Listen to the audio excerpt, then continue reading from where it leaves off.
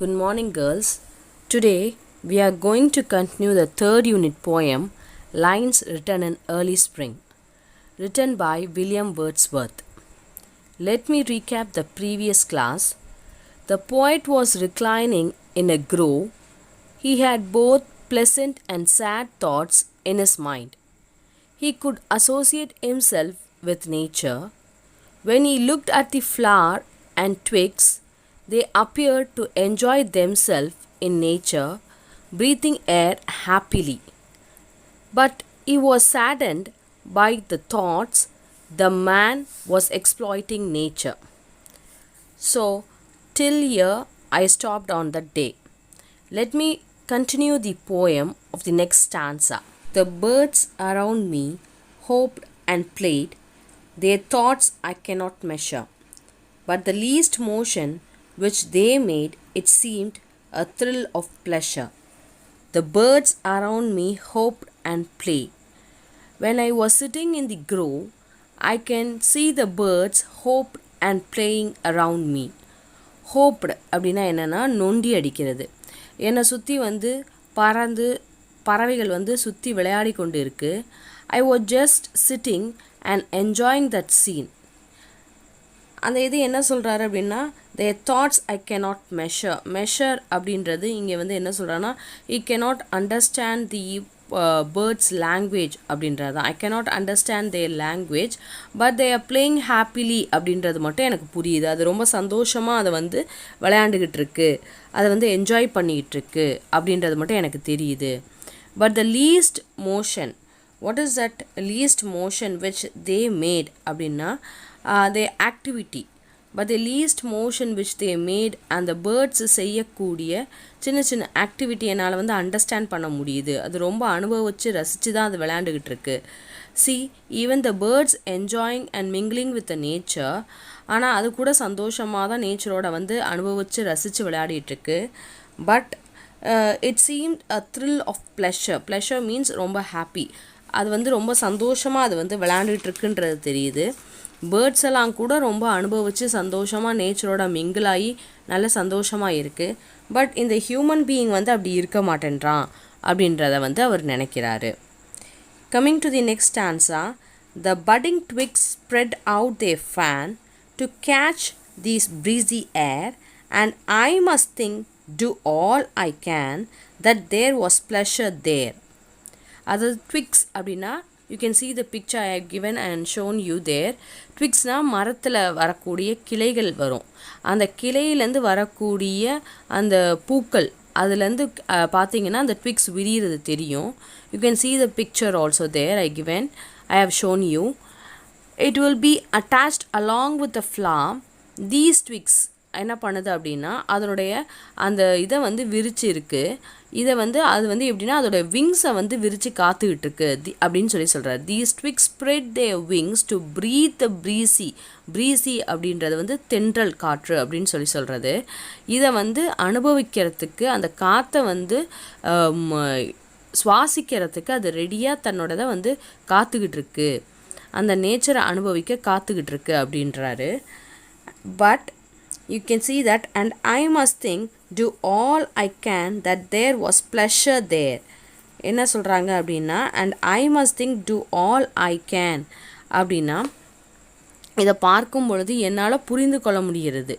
என்ன அப்படின்னா, இந்த மரங்கள் கூட இயற்கையை முழுசாக அனுபவிக்க தெரிகிறது. ஃப்ளவர்ஸ் என்ஜாய் பண்ணுதுன்றாங்க, பேர்ட்ஸ் என்ஜாய் பண்ணுதுன்றாங்க. இப்போ பார்த்தா இங்கே ட்விக்ஸு கூட அந்த நேச்சரை என்ஜாய் பண்ணுறதுக்கு காத்துக்கிட்டு தன்னுடைய ட்விக்ஸை விரிச்சிட்டு காத்துக்கிட்டு இருக்கு. எதை வாங்குறதுக்கு அப்படின்னா, அந்த ப்ரீஸி ஏர் காற்றை மூச்சை சுவாசிக்கிறதுக்கு காத்துக்கிட்டு இருக்கு அப்படின்னு சொல்கிறாங்க.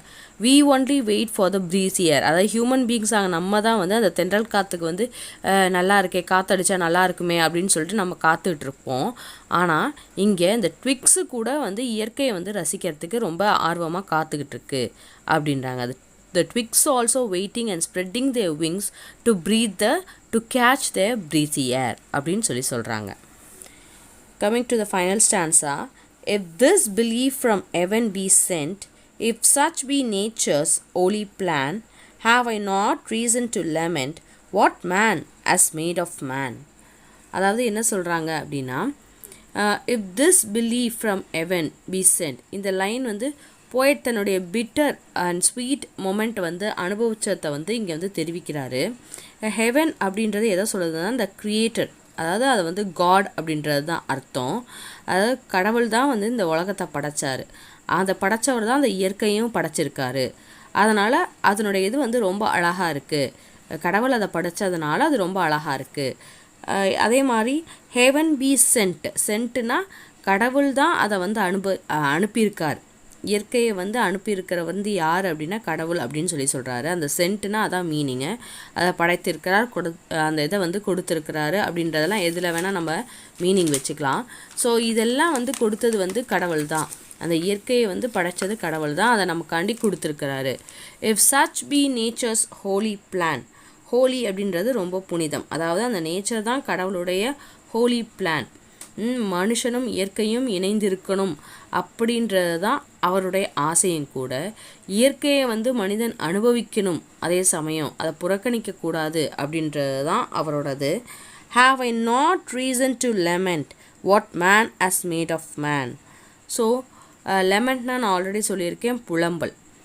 But what human being doing to nature, ஆனால் நம்ம வந்து என்ன பண்ணுறோம் அப்படின்னா, to meet out his needs in this materialistic world man destroy nature, அதாவது தன்னுடைய ஆசைகளை தன்னுடைய தேவைகளை பூர்த்தி செய்கிறதுக்காண்டி நேச்சரை வந்து அழிச்சிட்றான், எந்த இதுவுமே வந்து இம்பார்ட்டன்ஸே கொடுக்கறதில்ல. If man had been mingled with a nature he would be soft, அதாவது மேன் வந்து நேச்சரோட மிங்கிள் ஆகியிருந்தானா அவன் வந்து மேபி அவன் சாஃப்டாக இருந்திருப்பான் போலக்கு.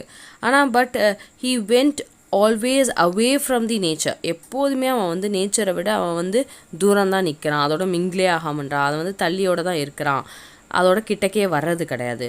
So only treat is companion also as a enemy, அதனால தான் வந்து அவனுடைய ஒரு கம்பேனியனுக்கு கூட அவன் வந்து எப்படி ட்ரீட் பண்ணுறான்னா ஒரு எனிமியாக தான் ட்ரீட் பண்ணுறான்.